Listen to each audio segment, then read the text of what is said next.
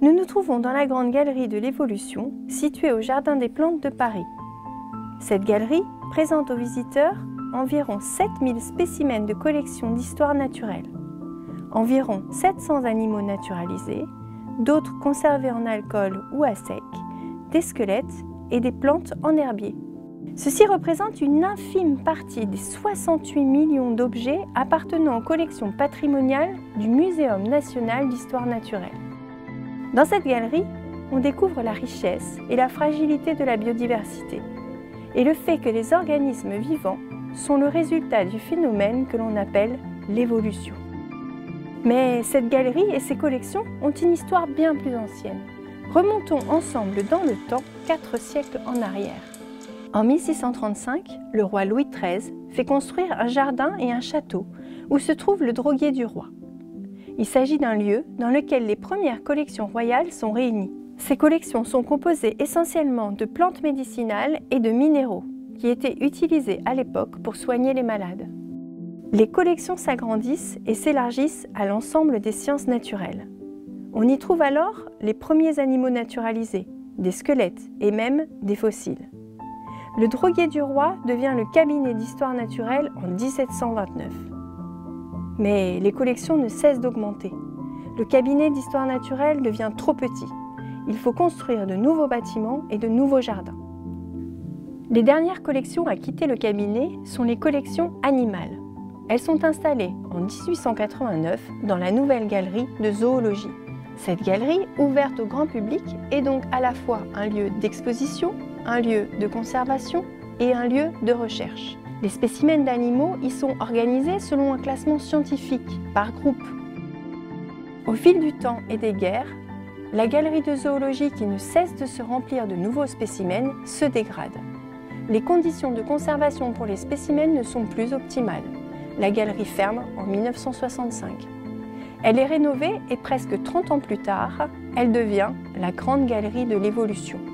Un espace ouvert au public où seulement quelques milliers de spécimens sont exposés. Désormais, la plus grosse partie des collections est conservée dans les laboratoires et dans un lieu de stockage récent, la zoothèque, située dans les sous-sols du Jardin des Plantes. Ces zones ne sont accessibles qu'aux gestionnaires de collections et aux chercheurs. Mais d'où proviennent toutes ces collections ? Les collections du muséum se sont enrichies en partie grâce à des cadeaux faits aux dirigeants français par des souverains d'autres pays, grâce à des dons, à des achats et des prises de guerre. Mais l'essentiel des collections provient des expéditions naturalistes.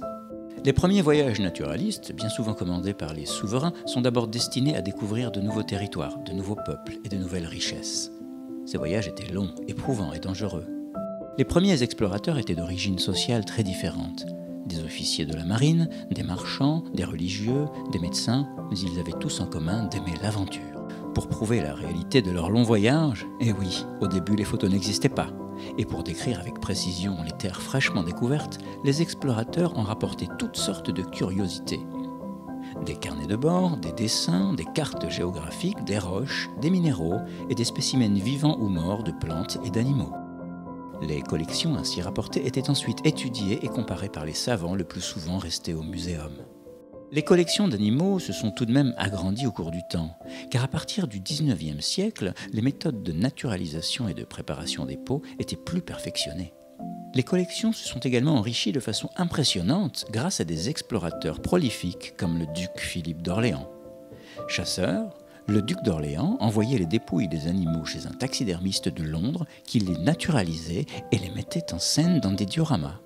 À sa mort en 1926, il lègue ses collections au muséum.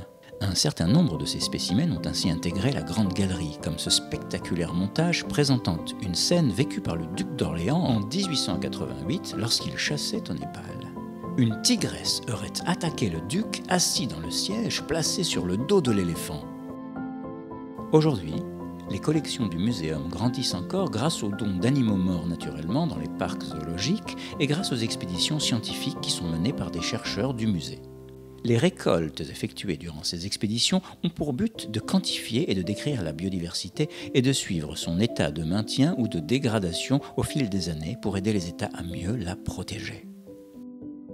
Un certain nombre de mammifères, d'oiseaux et de reptiles qui intègrent les collections aujourd'hui sont naturalisés par les taxidermistes du muséum. Pour les plus gros animaux, les taxidermistes commencent par prendre de nombreuses mesures et par observer des images de l'animal vivant. Ils réalisent ensuite une sculpture de l'animal, dans la position souhaitée et avec les bonnes proportions, qui leur servira de repère. Ils conçoivent alors une sorte de squelette à taille réelle, composé de bois et de métal.